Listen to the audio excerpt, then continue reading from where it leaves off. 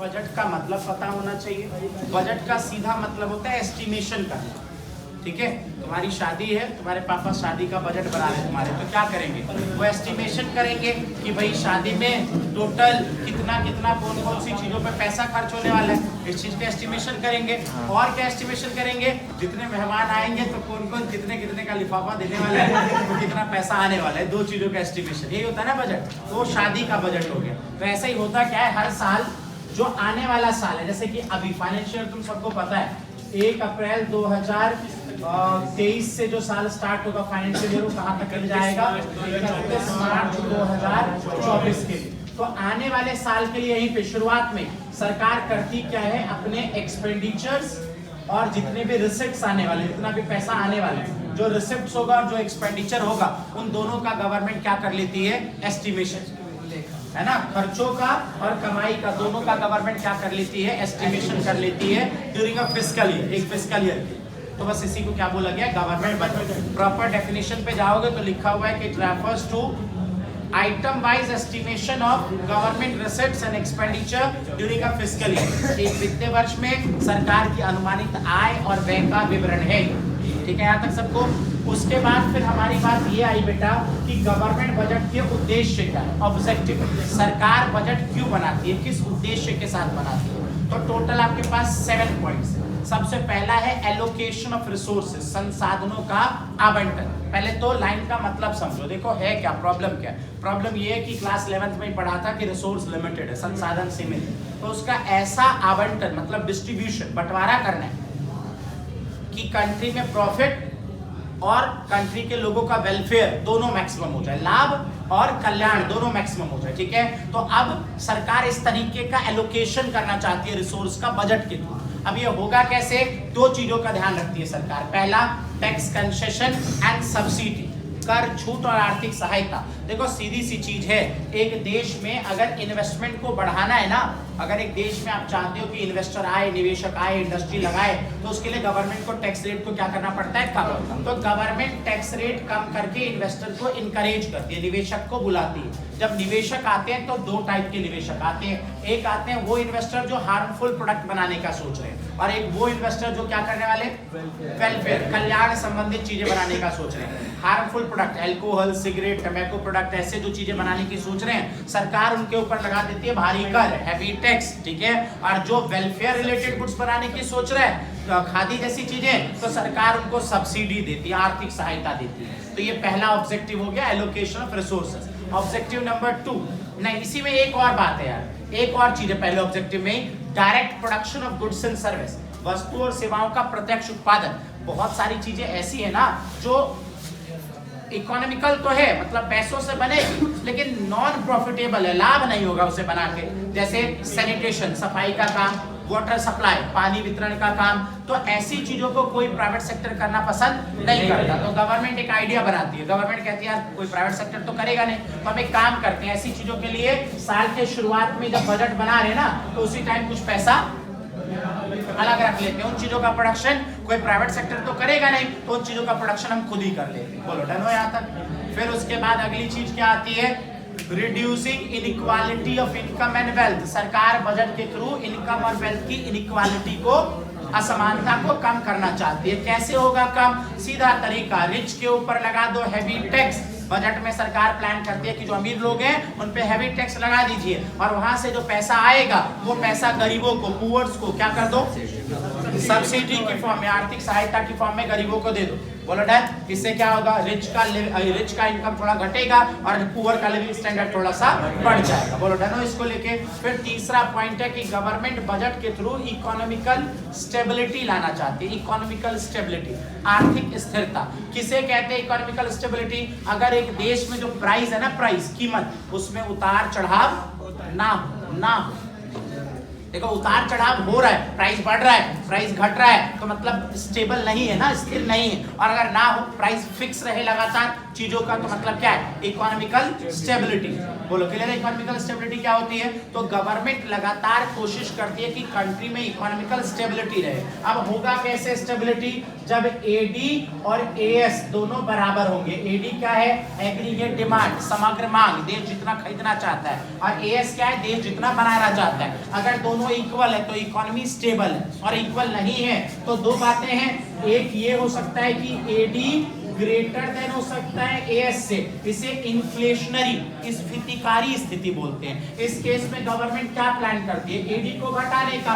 कैसे घटाएगी? गवर्नमेंट अपने खर्चों को कम करेगी और लोगों के ऊपर टैक्स का बर्डन बढ़ाएगी, ताकि लोग ज्यादा चीजें ना खरीदे और देश में एग्रीगेट डिमांड क्या हो जाए? कम हो जाए। इन शॉर्ट बोलूं, देखो सोचो, खर्चा सरकार का कम और टैक्स के नाम की कमाई ज्यादा। खर्चा कम, कमाई ज्यादा, तो मतलब सरप्लस बजट बना लेती है। और दूसरी तरफ आ जाओ, एडी लेस देन एएस, अरे भैया इसको डिफ्लेशनरी बोलते हैं। अब स्फीतिकारी, इस केस में गवर्नमेंट क्या करेगी?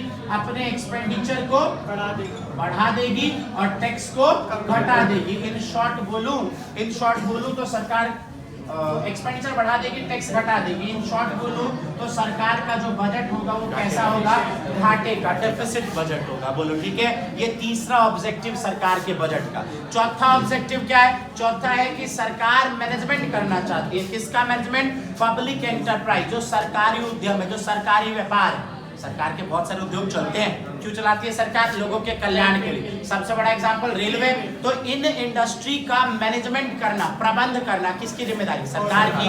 और इनको अगर कोई फाइनेंशियल हेल्प चाहिए, वित्तीय सहायता, तो वो हेल्प भी कौन देगा? इनको सरकार देगी। तो सरकार इनको फाइनेंशियल हेल्प देने के लिए और इनका मैनेजमेंट करने के लिए बजट में ही प्रोविजंस बना लेती है, प्रावधान बना लेती है। बोलो ठीक है? वाला पॉइंट भी चौथा पॉइंट हो गया ये। पांचवा है आपके पास इकोनॉमिक ग्रोथ। ये है ना, इकोनॉमिक ग्रोथ। चेक करो, देखो यही है आपका आर्थिक समृद्धि। क्या होता है इकोनॉमिक ग्रोथ? फिर बड़ा क्वेश्चन कि इकोनॉमिक ग्रोथ क्या होता है? सिंपल वर्ड यूज किया गया। अगर कंट्री का रियल जीडीपी बढ़ना शुरू कर दे तो देश का इकोनॉमिकल ग्रोथ होना शुरू हो गया। अब ये रियल जीडीपी बढ़ेगा कैसे? जब कंट्री में गुड्स एंड सर्विस का प्रोडक्शन, वस्तु और सेवाओं का उत्पादन बढ़ेगा। अब समस्या की उत्पादन कैसे बढ़ता है? उत्पादन तब बढ़ता है जब इन्वेस्टर आके इन्वेस्टमेंट करेंगे, इंडस्ट्री लगाएंगे। अब वो आएंगे कैसे? दो काम करो सरकार जी, एक तो टैक्स घटा लो, है ना, और दूसरा इंफ्रास्ट्रक्चर पे, आधारिक संरचना पे अपना खर्चा क्या करो? बढ़ा दो। रोड, रेल, है ना, कम्युनिकेशन सब बढ़िया बना दो, टैक्स कम कर दो, इन्वेस्टर खुद ब खुद आएगा। और इन्वेस्टर आएगा तो क्या नतीजा होगा, क्या परिणाम होगा? इंडस्ट्री लगेगी, गुड्स एंड सर्विस का प्रोडक्शन बढ़ेगा, रियल जीडीपी बढ़नी शुरू हो जाएगी। बोलो ठीक है यहाँ तक सब? उसके बाद बारी किस चीज की आती है?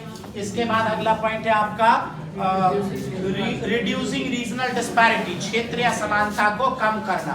गवर्नमेंट की कोशिश होती है के बजट के थ्रू जो रीजनल डिस्पैरिटी है ना, कुछ स्टेट बहुत आगे चले गए, कुछ बहुत पीछे हैं, तो इस गैप को कम करना। अब ये कैसे होगा? तो जो बैकवर्ड एरिया है गवर्नमेंट वहां SEZ बना देती है। SEZ स्पेशल इकोनॉमिक जोन, विशेष आर्थिक क्षेत्र। ये SEZ क्या होता है? सेम यही दो बातें। SEZ मतलब एक ऐसा एरिया जहां पे सरकार ने इंफ्रास्ट्रक्चर, आधारिक संरचना मजबूत कर दिया है और टैक्स रेट को क्या कर दिया? घटा दिया। जैसे ऐसा करेगी सरकार, वहां पे इन्वेस्टर आएंगे, इंडस्ट्री लगेगी, जो बैकवर्ड एरिया वो भी धीरे धीरे डेवलप होना शुरू हो जाएगा। ठीक है सबको? और एक लास्ट पॉइंट कि भाई सरकार बजट के थ्रू लोगों को एम्प्लॉयमेंट देने का भी प्रोविजन बनाती है कि लोगों को रोजगार देना है। कैसे देना है रोजगार? जब ये इंफ्रास्ट्रक्चर बनेगा, जब रोड बनेगा, जब स्कूल बनेगा, जब ब्रिज बनेंगे, है ना, मेट्रो बनेगी, रेल बनेगा, तो वहां पे काम, उसके मेंटेनेंस में काम। और इसके अलावा सरकार कुछ योजनाएं भी चला देती है, जैसे मनरेगा, PMRY, ऐसी योजनाएं भी चला देती है। इतना डालना है। तो देखो क्या लिखा हुआ है कि बजट में जो है दो चीजें, एक तो बजट रिसिप्ट्स होता है, एक बजट एक्सपेंडिचर। सिंपल बोलूं तो बजट प्राप्तियां और बजट व्यय, कि सरकार को एक साल में कहां से कितने पैसे मिलने वाले हैं। क्योंकि पहले ही बता चुका हूं कि बजट प्लानिंग होता है, तो सरकार जब ये योजना बना रही है कि हमें कहां से कितना पैसा मिल सकता है, तो बजट रिसिप्ट, और गवर्नमेंट के एक फिस्कल ईयर में कहां पे कितना खर्चा हो सकता है, तो बजट एक्सपेंडिचर। इतना ठीक है सबको? अब ये ध्यान दो कि बजट रिसिप्ट के दो टाइप है, एक है रेवेन्यू रिसिप्ट, राजस्व प्राप्ति, और दूसरा है कैपिटल रिसिप्ट, पूंजीगत प्राप्ति। और बहुत सीधी सी बात बोल रहा हूँ, सुनो, वो रिसिप्ट, वो प्राप्ति जो जब सरकार को मिलेगी, तो इसके मिलने से संपत्ति का घटना या कर्जे का बढ़ना नहीं होगा। अगर सरकार को कोई पैसा मिल रहा है और उसके मिलने की वजह से एसेट्स का कम होना या कर्जे का बढ़ना नहीं हो रहा है, तो वही है राजस्व प्राप्ति। ध्यान रखें, रेवेन्यू रिसिप्ट की खासियत कि भाई ये रेगुलर बेसिस का रिसिप्ट होता है, डे टू डे बेसिस का रिसिप्ट होता है, सरकार को बार बार मिलता है। वहीं पे दूसरी तरफ कैपिटल रिसिप्ट, ध्यान देना, अगर सरकार को कोई पैसा मिल रहा है जिसके मिलने की वजह से या तो एसेट्स कम हो गई, सरकार की संपत्ति कम हो गई, या फिर लायबिलिटीज क्या हो गई है, बढ़ गई है, तो ये क्या है सरकार के लिए, क्या है गवर्नमेंट के लिए, ये है कैपिटल रिसिप्ट, पूंजीगत प्राप्ति। और ये डे टू डे की रिसिप्ट, ये डेली नहीं मिलती, कभी कभार मिलने वाले पैसे। अब ये ध्यान दो कि रेवेन्यू रिसिप्ट में दो चीजें हैं, एक है टैक्स रेवेन्यू कर प्राप्ति और दूसरा है नॉन टैक्स रेवेन्यू गैर कर प्राप्ति। ध्यान देना, अगर गवर्नमेंट पब्लिक के ऊपर टैक्स लगा रही है, कर लगा रही है या अदर ड्यूटीज लगा रही है, तो वहां से जो गवर्नमेंट को पैसा मिला टैक्स और ड्यूटीज लगाने से, हिंदी कर और प्रशुल्क लगाने से सरकार को जो पैसा मिला वो क्या है, टैक्स रेवेन्यू। और अगर गवर्नमेंट को कोई रिसिप्ट मिल रहा है जिसका नेचर तो रेवेन्यू है लेकिन वो टैक्स नहीं है, तो फिर उसको कहाँ रखा जाएगा, नॉन टैक्स। मतलब रेवेन्यू नेचर समझ गए ना, वो पैसा जो मिलेगा तो एसेट्स का घटना या लायबिलिटी का बढ़ना नहीं होगा। और अगर ऐसा रिसिप्ट है तो वो टैक्स हो सकता है या नॉन टैक्स।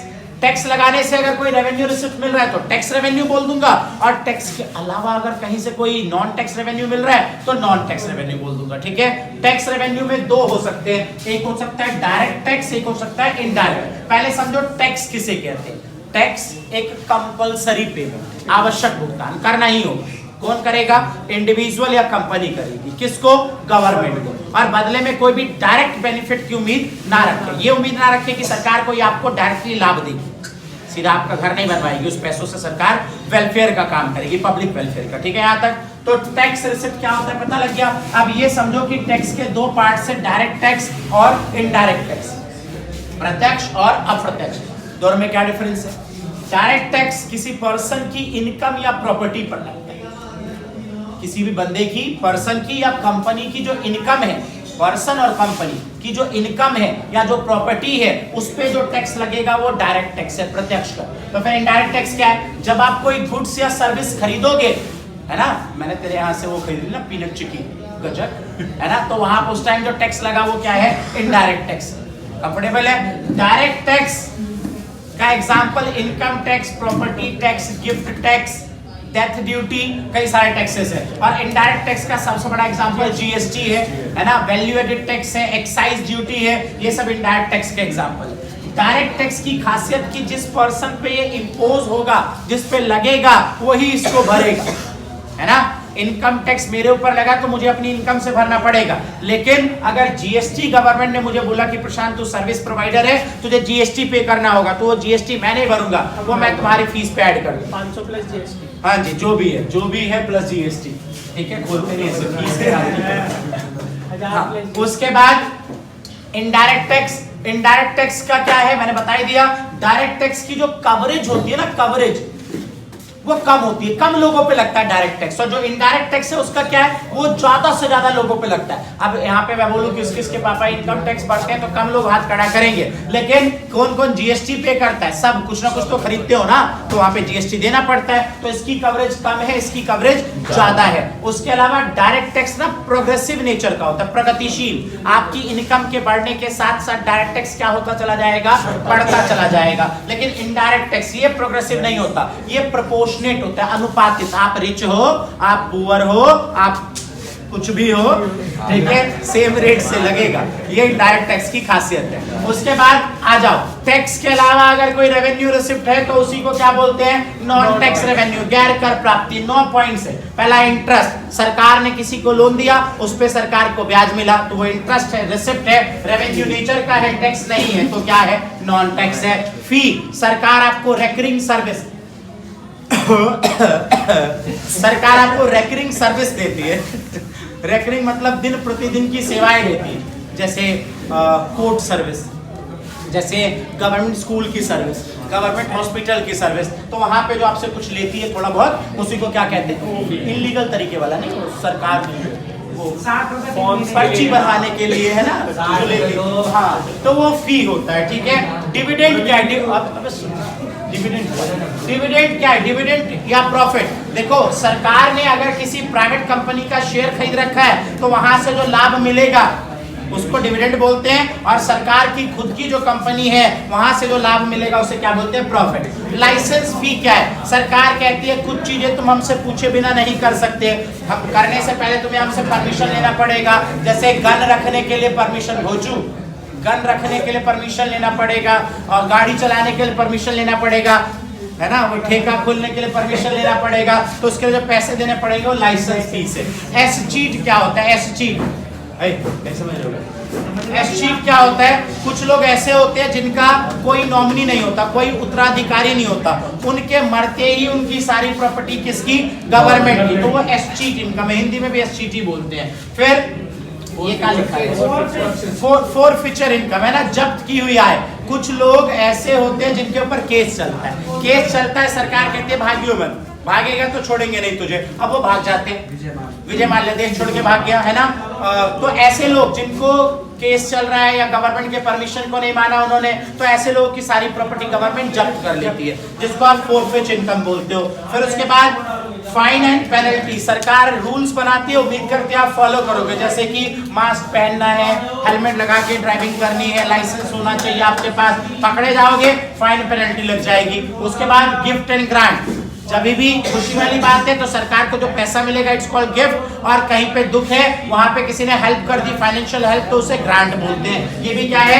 बजट रिसिप्ट में, रेवेन्यू में नॉन टैक्स। और लास्ट स्पेशल असेसमेंट, विशेष आकलन किया है। सरकार विकास की प्रक्रिया करती है, डेवलपमेंट प्रोसेस। जैसे सरकार ने कहीं पे मेट्रो लाइन बिछा दी, अब मेट्रो लाइन जब गई तो मान लो इस भाई की प्रॉपर्टी के पास से चली गई, तो इसके प्रॉपर्टी के रेट तो डबल से भी ज्यादा हो गए, तो क्या होगा? इसकी उस इनकम पे सरकार कुछ परसेंटेज इससे लेगी, जिसको क्या बोलते हैं? स्पेशल असेसमेंट इनकम, विशेष आकलन किया है। बोलो ठीक हो यहाँ तक? उसके बाद देखो क्या आपके पास? Capital receipt. कैपिटल रिसिप्ट में 3 चीजें होती है। पहले तो होता क्या, वो पता लग गया ना। वो रिसिप्ट जो जब सरकार को मिलेगा तो एसेट्स का घटना या लायबिलिटी का बढ़ना नहीं होगा, तो बस सॉरी होगा, रेवेन्यू में नहीं होता है, कैपिटल में होता है। असुविधा के लिए ठीक है ना। तो कैपिटल रिसिप्ट जो जिसके आने से या तो फिर बोला भी क्या दिक्कत, बार उसको उंगली क्यों कर चलने देना तुम्हारे पास। कैपिटल रिसिप्ट, अबे सुनो ना, कैपिटल रिसिप्ट वो जब सरकार को मिलेगा तो एसेट्स का घटना या लायबिलिटीज का बढ़ना होगा। इसमें 3 चीजें, पहला है बोरोइंग। बोरोइंग से क्या होता है? सरकार की लायबिलिटी बढ़ जाती है। सरकार बोरोइंग्स कर कहां से सकती है? सरकार बोरोइंग कर सकती है आरबीआई से, ध्यान रखें, आरबीआई से अगर सरकार बोरोइंग करती है तो उसे डेफिसिट फाइनेंसिंग बोलते हैं, घाटे की वित्तीय व्यवस्था। आरबीआई से कर सकती है, पब्लिक से उधार ले सकती है सरकार, फॉरेन गवर्नमेंट विदेशी सरकार से उधार ले सकती है सरकार, आईएमएफ और वर्ल्ड बैंक से ले सकती है उधार सरकार। तो बोरोइंग से सरकार की लायबिलिटी बढ़ जाएगी, इसलिए कैपिटल रिसिप्ट है। Recovery of loan, recovery of loan से क्या होगा? एसेट्स घट गया बे, एसेट्स घट गया, लोन किसी को दे रखा है, मैंने इसको लोन दे रखा है तो मेरी संपत्ति है, और अब चलो हो गया तेरा काम, मेरे पैसे वापस कर, तो क्या हुआ? इन्वेस्टमेंट नाम का एक एसेट्स मेरा क्या हो गया? कम हो गया। तो रिकवरी ऑफ लोन से एसेट्स घट जाता है। और अदर रिसिप्ट में 2 चीजें होती है, एक होता है डिसइन्वेस्टमेंट और एक होता है स्मॉल सेविंग्स। डिसइन्वेस्टमेंट क्या है? अगर सरकार, हिंदी विनिवेश बोलते हैं इसे, डिसइन्वेस्टमेंट विनिवेश। अगर सरकार क्या कर रही है? अगर सरकार अपनी संपत्ति, अपने एसेट्स प्राइवेट सेक्टर को बेच रही है तो इट्स कॉल्ड डिसइन्वेस्टमेंट। और डिसइन्वेस्टमेंट से क्या हो रहा है? सरकार की एसेट्स कम हो रही है। ठीक है सबको यहाँ तक? और वहीं पे दूसरा स्मॉल सेविंग, 3-4 वर्ड है, एक है किसान विकास पत्र, एक है national saving certificates, national saving certificate NSC, और एक है पोस्ट ऑफिस डिपॉजिट। अगर इन 3 जरियों से सरकार जनता से छोटे छोटे उधार उठा लेती है तो इसे क्या कहते हैं? स्मॉल सेविंग्स, लघु बचत। पक्का? तो ये आपका कैपिटल रिसिप्ट था। एक चीज आपको पता होनी चाहिए, ये जो बोरिंग है ना, बोरिंग, इसको कहते हैं डेब्ट क्रिएटिंग कैपिटल रिसिप्ट। डेब्ट क्रिएटिंग कैपिटल रिसिप्ट मतलब वो कैपिटल रिसिप्ट जो सरकार के ऊपर डेब्ट, कर्जा बढ़ा रही है। और ये दोनों ना, ये दोनों, इसको कहते हैं नॉन डेब्ट क्रिएटिंग कैपिटल रिसिप्ट, मतलब वो रिसिप्ट जिससे कर्जा नहीं बढ़ा। यहाँ तक आ जाओ, इधर आ जाओ। बजट एक्सपेंडिचर, सरकार का अनुमानित खर्चा। कि एक साल में कितना खर्च होने वाला है। दो टाइप का होता है, रेवेन्यू एक्सपेंडिचर है कैपिटल। सरकार ने कोई खर्च किया, उस खर्चे से ना तो सरकार की एसेट्स बढ़ी ना कोई कर्जा घटा, ना एसेट्स बढ़ा ना कर्जा घटा, तो क्या बोलूंगा मैं उसे, रेवेन्यू एक्सपेंडिचर, राजस्व है। ठीक है सबको। जैसे सरकार ने अपने स्टाफ को सैलरी दी, सरकार ओल्ड एजिड पर्सन को पेंशन दे रही है, सरकार स्कूल की पढ़ाई पे खर्च हो रही है, रोड के मेंटेनेंस पे खर्च हो रहा है, सरकारी हॉस्पिटल में दवाइयों पे खर्च हो रहा है, तो वो सब क्या है आपका रेवेन्यू एक्सपेंडिचर। वहीं पे दूसरा क्या है, कैपिटल एक्सपेंडिचर। सरकार ने कोई खर्चा किया, उससे एसेट्स बढ़ गई या कर्जा घट गया, तो वो क्या है, कैपिटल एक्सपेंडिचर। जैसे सरकार ने मेट्रो या बिल्डिंग बनवा दी, फ्लाईओवर बनवा दिया, फैक्ट्रीज बनवा दी, लोन का पेमेंट कर दिया, कर्जा उतर गया ना, ठीक है, तो ये सब क्या है, कैपिटल एक्सपेंडिचर। तो ये आपका टोटल क्या था, बजट का कंपोनेंट। चलो बजटरी डेफिसिट, बजट घाटा है। अब यार अभी कहा था मैंने कि भाई बजट में क्या होता है, सरकार अपने खर्चे प्लान करती है और अपने रिसिप्ट प्लान करती है। अब मान लो सरकार ने प्लान किया, उसमें खर्चे हो गए प्लान ज्यादा और कमाइयां जो प्लान हुई वो हो गई कम, तो बजट में क्या हो गया, घाटा हो गया। तीन टाइप का घाटा होता है। पहला होता है रेवेन्यू डेफिसिट, राजस्व घाटा। आप सबको पता है, एक तो था रेवेन्यू रिसिप्ट, एक था रेवेन्यू एक्सपेंडिचर। तो अगर सरकार प्लान कर रही है और सरकार का रेवेन्यू एक्सपेंडिचर, जो सरकार का रेवेन्यू एक्सपेंडिचर है, राजस्व है, वो बड़ा हो गया किससे, रेवेन्यू रिसिप्ट से, तो मतलब गवर्नमेंट को क्या हो गया, रेवेन्यू डेफिसिट। देखो ये लिखा भी है, रेवेन्यू एक्सपेंडिचर क्या होता है, रेवेन्यू डेफिसिट क्या होता है, revenue expenditure minus revenue receipt. बोलो क्लियर। अबे रेवेन्यू मतलब बार बार होने वाले खर्चे, रेवेन्यू एक्सपेंडिचर, और रेवेन्यू रिसिप्ट मतलब बार बार मिलने वाली कमाई। तो डेली के खर्चे डेली की कमाई से ज्यादा हैं, तो सरकार को क्या हो रहा है, रेवेन्यू डेफिसिट हो रहा है। सरकार जी डेफिसिट होते ही आपके साथ ये समस्याएं हैं। पहली समस्या कि आप कैपेबल नहीं है अपने रेगुलर खर्चों को मीट करने में। जो डेली के खर्चे हैं वो ज्यादा है, कमाइयां कम है, तो आप डेली के खर्चे नहीं कर पा रहे। दूसरा, आपको डिस सेविंग हो रहा है, आप बचत, भाई खर्चे ज्यादा है कमाई कम है, तो कहीं से उधार लेके खर्च करना पड़ रहा होगा, पुराने बचाए हुए पैसे खर्च हो रहे होंगे, इसी को डिस सेविंग, आप बचत बोलते हैं, नेगेटिव सेविंग। तीसरा, अब अगर इस गैप को भरना है, खर्चे 10 रुपया और कमाइया 8 रुपया, कमाई 8 रुपया, तो 2 रुपए का गैप है ना, उस गैप को भरना है तो सरकार को कैपिटल रिसिप्ट लेना पड़ेगा। पूंजीगत प्राप्ति सब जानते हो, या तो कोई संपत्ति बेचनी पड़ेगी या कहीं से कर्जा लेना पड़ेगा इस गैप को भरने के लिए, वो लिखा हमने। फिर मैंने लिख के दिया आपको इन्फ्लेशनरी प्रेशर। अगर गलती से सरकार आरबीआई से लोन लेने का प्लान कर रही है, तो पहले ही बात हुई है, आरबीआई से जो सरकार लोन लेती है ना, उस लोन को डेफिसिट फाइनेंसिंग, घाटे की वित्तीय व्यवस्था बोलते हैं। उस केस में आरबीआई नया पैसा छाप के दे देता है, और नया पैसा आएगा तो देश में इन्फ्लेशन, महंगाई बढ़ेगी। और लास्ट पॉइंट, सरकार के लिए वार्निंग सिग्नल है, चेतावनी है सरकार के लिए, या तो अपने खर्चों को सरकार डिक्रीज करे या अपनी कमाई को सरकार क्या करे, इंक्रीज करे। ये रेवेन्यू डेफिसिट और उसके इम्प्लीकेशन थे। दूसरा होता है फिस्कल डेफिसिट, राजकोषीय घाटा। ये क्या है भाई, पहले तो ये समझो कि इसका दूसरा नाम बोरिंग्स भी है, बोरिंग्स, उधार। अब ये होता क्या है, अगर सरकार का टोटल एक्सपेंडिचर, मैं जो उम्मीद है टोटल एक्सपेंडिचर बोल रहा हूं तो आप समझ रहे हो, टोटल एक्सपेंडिचर मतलब रेवेन्यू एक्सपेंडिचर और कैपिटल एक्सपेंडिचर, वो बड़ा है। सरकार का टोटल एक्सपेंडिचर बड़ा है, किससे बड़ा है, टोटल रिसिप्ट से। टोटल रिसिप्ट बोले तो रेवेन्यू रिसिप्ट और कैपिटल रिसिप्ट, एक चीज को छोड़ के। कैपिटल रिसिप्ट में 3 चीजें थी और उसमें से बोरिंग को छोड़, समझ गए क्या होता है। अगर सरकार का टोटल एक्सपेंडिचर ग्रेटर देन ए टोटल रिसिप्ट से, सिर्फ किसको छोड़कर, सिर्फ बोरिंग, उधार को छोड़कर, तो हम क्या बोलेंगे, सरकार को क्या हो गया, फिस्कल डेफिसिट। कई बंदे कहते हैं बताओ बोरिंग को छोड़कर क्यों, अबे भाई फिस्कल डेफिसिट का दूसरा नाम है बोरिंग। अगर उसे ले ही लोगे तो डेफिसिट दिखेगा कहाँ, घाटा दिखेगा ही नहीं, तो इसलिए बोरिंग को छोड़कर। ठीक है यहाँ तक। अगली बात कि अगर सरकार को फिस्कल डेफिसिट हो गया तो इम्प्लीकेशन, प्रभाव क्या होगा। पहला, डेब्ट ट्रैप, ऋण जाल। एक बार अगर घाटा हो गया तो उसको भरने के लिए सरकार उधार लेगी। उधार को जब चुकाने जाओगे तो ब्याज भी देना पड़ेगा।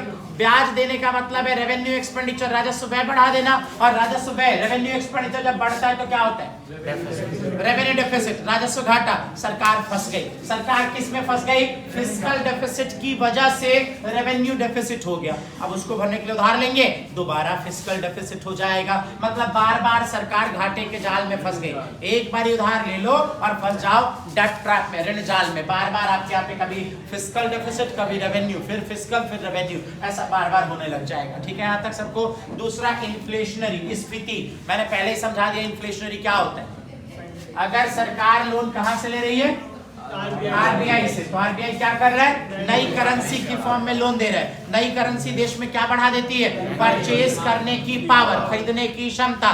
खरीदने की क्षमता बढ़ेगी तो लोग ज्यादा डिमांड करेंगे, देश में क्या आ जाएगा? इन्फ्लेशन। अगला देखो, फॉरेन डिपेंडेंसी।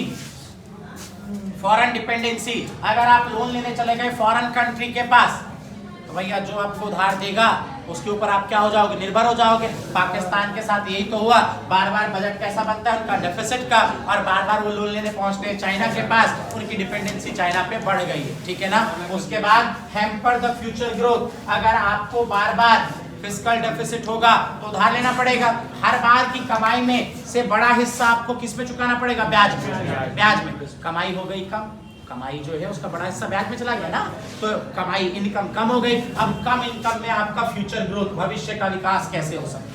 तो ये कुछ प्रॉब्लम है। लास्ट, प्राइमरी डेफिसिट क्या होता है जरा समझना।